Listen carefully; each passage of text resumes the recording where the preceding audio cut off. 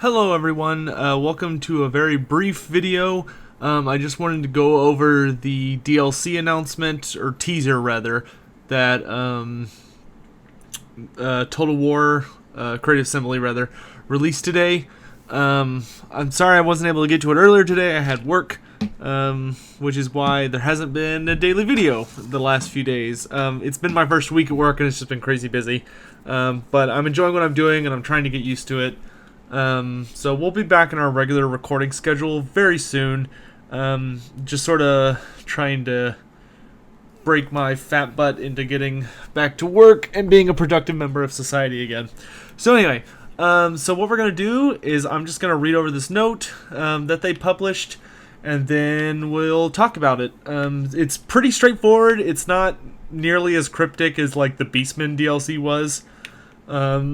It's about as cryptic as the Volkmar the Grim one was. Like, it's about that well hidden, which if you watch my video on that, you'll know CA did a really lazy job of hiding it, which I'm fine with. I'm 100% behind laziness. Alright, so it says, hold on. There we go. To Master Ironbrow, the Angren clan is eternally in your debt for supporting Karak Azul over the past decade. As I call to clan and gather the throngs for my fourth attempt to retake King Lung's hold, your voice, along with the High King's, has been the loudest in favor.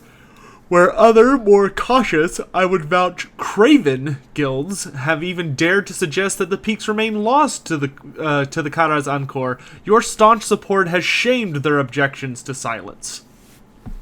I will remember their opposition to this expedition. It will not be forgotten. Just as I will not forget my debt to you. As promised, should I recapture what is rightfully mine, then all of the secrets that have been hidden will be yours to scrutinize and for Azul to profit from. The day draws near when we march forth. I make a promise now that I will not be undone this time by Thagaraki or that odious little green Groby Kruti that dare calls himself Warlord. An oath, then, that next time I see you, it will be in my halls, with me as host and king. By Valea's will. And then there's the seal of the Angren clan. So, there's 4 or 5 little points that we'll go ahead and touch on. First of all, if it's not painfully obvious, this letter was written by King Belegar Ironhammer. He is the king, the rightful king of Karak 8 Peaks, which is the most... it's kind of the largest hold in the Karaz Encore. It's the only hold that during its prime competed against Karazakarak for like the most gleaming achievement of Dwarven civilization. It's a series of 8 peaks that make up this immensely huge underground fortress. So the reason it's called the 8 Peaks is literally because it has 8 mountains that make up a part of it. It fell thousands of years ago, and the dwarves have been trying to take it back ever since. It fell primarily to greenskins, though there was some Skaven involvement as well. The last dwarf to hold it, who was kicked out, was King Lun, which is why it's known as King Lun's Hall. Lun Angrund was the last king of Karak 8 Peaks, besides Belegar, who recaptured it very, very recently by Warhammer lore standards. So let's go ahead and go through the letter, and I'll come back to that. So, to Master Ironbrow. This is obviously a letter from Belegar Ironhammer to Thoric Ironbrow. Thoric Ironbrow is the most notable and active of the Rune Lords that are currently alive. There is an older Rune Lord who has more political weight than him, which is Crag the Grim. But Crag doesn't really get out much anymore. He's kind of reached that point where he's just sort of a living ancestor, and the dwarves don't like him to leave because it's too risky. He's too important. So Crag just sort of sits up in Karazakarak and doesn't really go anywhere anymore. And he's definitely not the main character when you think of the representative of Rune rune lords. When you think, who's the ideal rune lord that you'd want to see on the battlefield, that would be Thoric Ironbrow, who is the premier rune lord of Karak Azul, which is the Ironhold. And Karak Azul also functions as kind of like the smithing epicenter of the Dwarven Empire. So basically what this letter is it starts off, it's Belegar addressing Thoric, because in the lore, Thoric Ironbrow was one of the strongest proponents for the dwarves reclaiming their past realm, besides like Thorgrim himself. Both of them were really heavily pushing the dwarves to reclaim what was once theirs for different reasons. Thorgrim wanted to do it because he wanted to strike out old grudges, and he thought that the dwarves were ready to enter a new golden era. And Thoric did it because Thoric wanted to get his hands on all of the ancient runic items and weapons and armor and banners and all that stuff that have been lost over the millennia, especially during the Age of Woe. Thoric is really interested in getting his hands on ancient runic script and things of that nature. That plays into a really important narrative that kind of is his whole deal, which we'll talk about at a later time in a video we'll do for him. So anyway, so this letter's addressed to him from Belegar, who received a crapload of support from Karak Azul and from Thoric. So he calls to clan. Yep, in his fourth attempt to retake King Long's hold. Belegar Ironhammer did try and retake it on multiple occasions. He failed multiple times. Getting into the Eight Peaks is insanely hard, because when the hold fell, it was not taken from the outside, it was taken from the inside. A bunch of cracks opened up, in the lower deeps, and greenskins and Skaven and worse things flooded into the hold, and each of the peaks was gradually lost. And since it's been thousands of years, the greenskins, who own most of the hold, have lost or have fortified their position quite heavily. We'll get to the greenskins in a moment. So Belegar did successfully re-enter the Eight Peaks on the fourth attempt in the lore.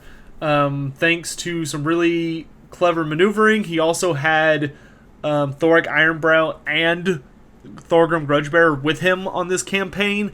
They actually marched basically right up to the gates of one of the, I forget which peak it was, but one of the Eight Peaks, and smashed the gate open. Were able to retake one of the upper holds in like the old throne room and stuff like that.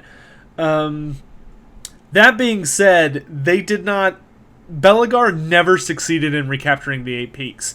He captured depending on what year it was, he captured a notable percentage of Karak Eight Peaks.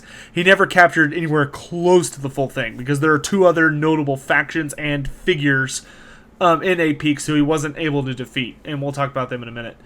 Of course, then he talks about the people who haven't supported him, namely the guilds, who think that retaking the peaks is too expensive an endeavor, despite the fact if the dwarves could successfully retake Karak Eight Peaks, they would guaranteed start a new golden age. There wouldn't even be a question. The Eight Peaks is so symbolically, economically, and militarily important to the Dwarven Empire, it's insane.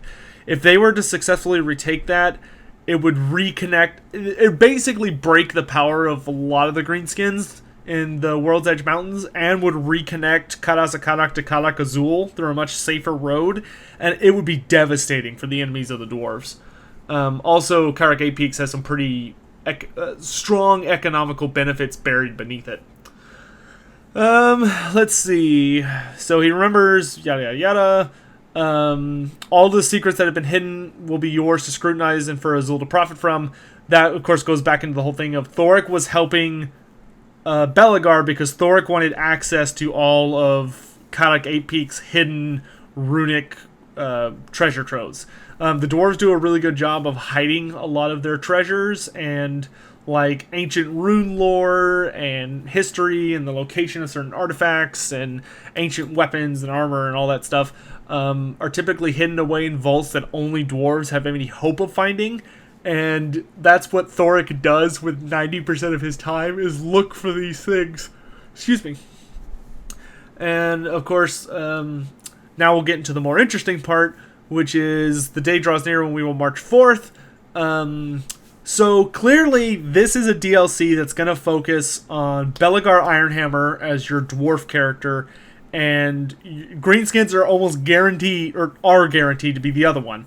This is going to be a Legendary Lord pack just like what we had with Volkmar and Gorst, except for this time it's Belegar Ironhammer and Skarsnik, the Warlord of the Eight Peaks, who we'll talk about in just a moment, and I'm super excited for Skarsnik.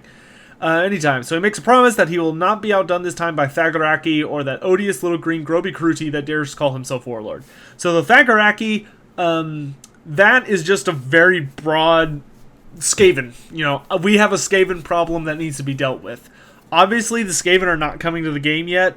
They might very well be dropped here in this first game, but they're not in yet, and it seems very clear that they didn't specifically focus on name-dropping Queek Headtaker, probably because they don't want to give off the impression that he's coming to the game.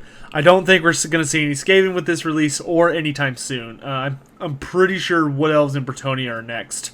Or not next, but like the next factions we're getting. I think Skaven, if they're in Game 1, which I think they are, will be after that. In any event, so let's talk about the odious little green Groby Kruti that dares call himself Warlord. So the main rival of Belegar Ironhammer is hands down the nasty little goblin known by the name of Skarsnik.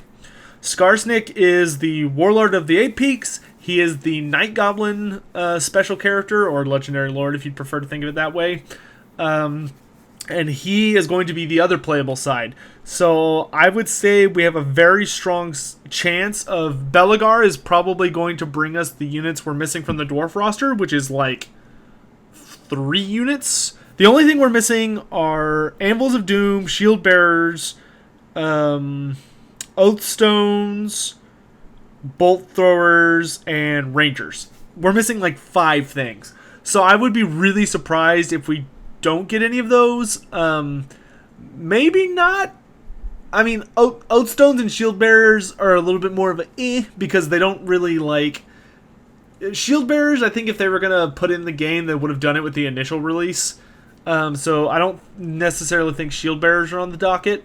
That being said, I'm really hoping we're going to see the Anvils of Doom, which of course could also lead to the whole Karak Azul reference, and Thoric. I have doubts that Thoric will be playable because I have a hard time seeing Thoric as like a side character. I think they're going to save him for his own release at a later date. You know, like if they wanted to shake things up for a later release and do like another Legendary Lord release with the 4 primary factions, but like mix up the who's versus who. They could do an Undead versus Dwarves and do Neferata versus Thoric Ironbrow, because that was a really big fight during the End Times. And Sigmar's Blood was an End Times fight, and they used it anyway. So we may see Thoric versus Neferata. That would be really cool. And then I don't really care who and then Empire and Greenskin, you could do Kurt Helborg or Marius Leetdorf versus... really, the only person left are the dead ones, which are Grom the Paunch of the Misty Mountain, which would be much better for a high elf release, and oh gosh, I can't remember his name off the top of my head. Gorbad Ironclaw. There we go. Gorbad Ironclaw rampaged to the Empire and was like a huge big problem, and since Vlad is back in the game. Despite the fact that 8th edition, that would have been a big no-no, I would not be surprised to see the likes of Gorbad Ironclaw become a playable Legendary Lord. So that could be cool. Like, you have Gorbad returns, and it's this big fight between, like, him and Helborg, or him and Marius Leetdorf, because Marius Leetdorf hated greenskins. He died to a greenskin during the 3rd Battle of Blackfire Pass. So that could be cool, is Leetdorf and him. Anyway, that's beside the point. So, Belegar and Skarsnik are definitely who we're getting. Free LC, I don't really want to bother with too much because the free LC just seems to be pulled out of a hat, seeing as we got Vlad von Karstein. I would have never guessed that. So it could be We know Grombrindal is free LC, so it might just be him. We know Wurzag is on the docket, but I don't think...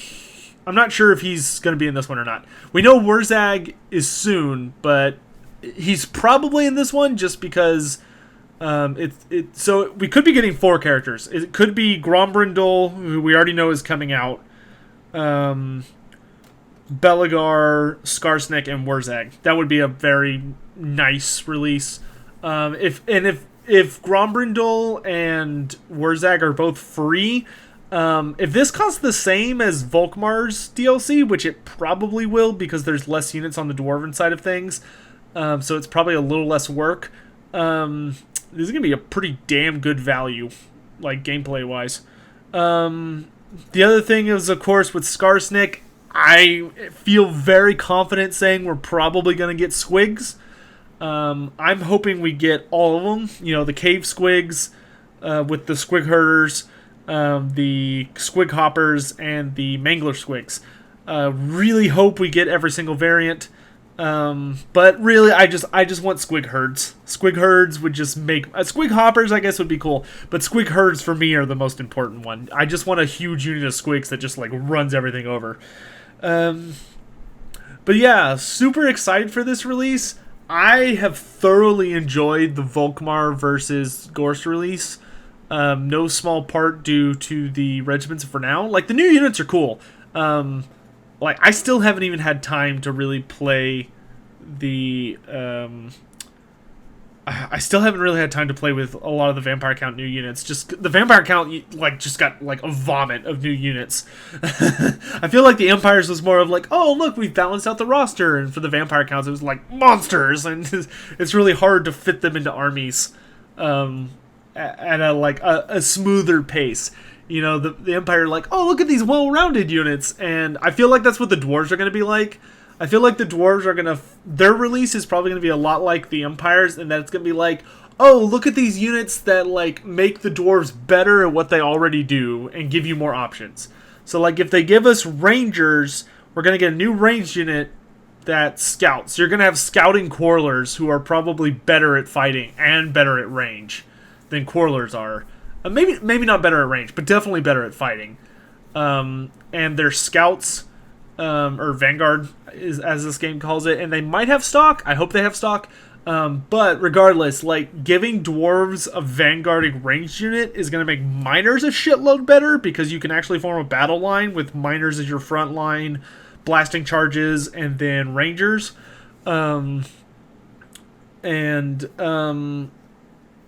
Hopefully they'll also be really good at, like, killing Cav and stuff like that, because in tabletop... They're pretty mean. I mean, they're a great weapon-wielding unit that can do a lot of damage with their shooting attacks because they'll strength 4 shots, and then they can just tear people up in melee. So I'm hoping that they're going to really help out the Dwarf roster. I really hope we get the Bolt Thrower. I honestly don't know what would be different about it. Like, the Bolt Thrower is tricky for me because between the Cannon and the Grudge Thrower... The Bolt Thrower needs to be kind of a middle ground of, we need a really fast missile unit that can pierce multiple people, but, like, maybe... I would prefer if it had really high accuracy. Like, it doesn't do much, if any, explosion damage. Like, very small area of effect where it hits, but, you know, maybe is, like, super accurate and has a pretty pretty quick reload rate. I would be really thankful if they gave me a War Machine that could reliably smack flyers. I don't want to be able to, like, murder a zombie dragon with a Bolt Thrower, but I want to be able to, like, bring it down maybe by, like, a third of its health if I, like, get it at max range and just start pumping shots into it. But I don't know. We'll see what happens. And yeah, with the Greenskins, Greenskins are already pretty good. I think they're just going to get more fun. Because right now you have to take Orcs. Like, you just have to take shitloads of Orcs.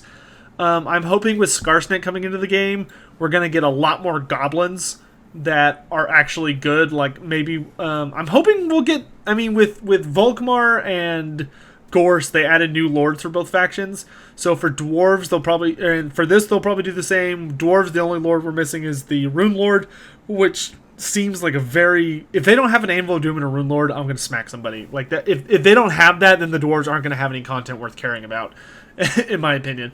So the Anvil of Doom hopefully will be amazing, and the Rune Lord will hopefully be amazing, and that will really help the dwarves to not have one Lord option, because that is just god-awful. It's going to be so much better to have 2 options. Just so the dwarf armies can be like, oh, I don't know what kind of dwarf army this is. Like, is he running a support heavy build with a Rune Lord, or is he running a fighty heavy build with a Dwarf Lord? Then, of course, the Greenskins, they're missing a lot of lords, but that's just because they have a lot of options. But the most notable of them would be some kind of Goblin War Boss or a Night Goblin War Boss. We need a fighting Goblin Lord, who it's going to be interesting to see how they make him, because right now the Goblin Big Boss is a very interesting model, but he's really shitty in Total War. Like, if you throw him in against a unit and your enemy doesn't notice him, he'll wreck. But if he goes up against another character, unless they're a wizard, he's going to get stomped. So hopefully they're better than that. I still want my Goblin Shamans with the Ragnarok mount. I'm still waiting on that, CA. I would like to take an all-forest Goblin army. You already have the units in the game, you just have to give me the Lord option. I want my Ragnarok with the Spider Shrine. Anyway, so that's pretty much everything for this. This is really just a short little letter saying, hey, it's Belegar and Skarsnik. Grombrindal and maybe Wurzag. I know it's Grombrindal, and I know Wurzag is coming. I'm just not sure that he's coming now, because I think there's supposed to be another free LC between now and Wurzag, but I don't remember what it is off the top of my head. And like, it would be weird to have a big Greenskin release and not just go ahead and drop Wurzag. So I would expect to see him, but don't like have a cow if he's not in it. But yeah, that's all. Based on the fact that this dropped today, I'm guessing we'll probably get a movie, like a release video for Skarsnik and Belegar by Friday, and then it will probably drop the following Friday. So I would say probably a little less than 2 weeks we'll get our hands on this DLC. It's probably going to be released today, or this teaser today, video by Friday, and then they're probably going to do like a video showing off some of the new crap, because they end up giving it to YouTubers and stuff, not me, ever. They usually give it to some streamers and stuff to play for like a day or 2 before the release, and then it will release. I should probably email someone about that and see if I can get in on a list, because I would really like to be able to test the stuff, because I feel like I would be a helpful asset. But maybe that's just my pride or something. I don't know. I feel like I'm useful. In any event, I hope you guys are all doing well. We'll be returning to regular content very soon. I started my work and they were like, oh, great, can you work like every day for 8 hours? And I was like, oh, yeah, great. So, yeah. Please take care of yourselves. I think I'm going to go ahead and go record a Volkmar episode just because I'm kind of feeling it. I might not. I don't know. I can't decide. You'll find out soon enough. Anyway, I hope you all have a great day. And by the way, if for some reason the background to this video is like a fight scene and not the letter, it's because I couldn't get the stupid format off the Twitter image they posted, because they used a type of thing called a JPEG large, which is... it's dumb. So anyway, I can't get it to show up. So you're probably going to get some boring picture instead. But you can go onto their Twitter account, www.twitter.com/Total War, I think is what it is. Or just look them up and you'll see it on there. It's a nice little letter. So yeah, hope you guys are all doing well. If this comes out soon, I hope it comes out this week. That would be awesome, but I'm not expecting it for at least 2 weeks. So I am really fucking excited for this. I know I don't sound excited, but I just got home from an 8-hour shift, so I'm tired. But I am super excited for this. So hope you all have a great day. I don't know how I rambled about this for 25 minutes. Have a good day.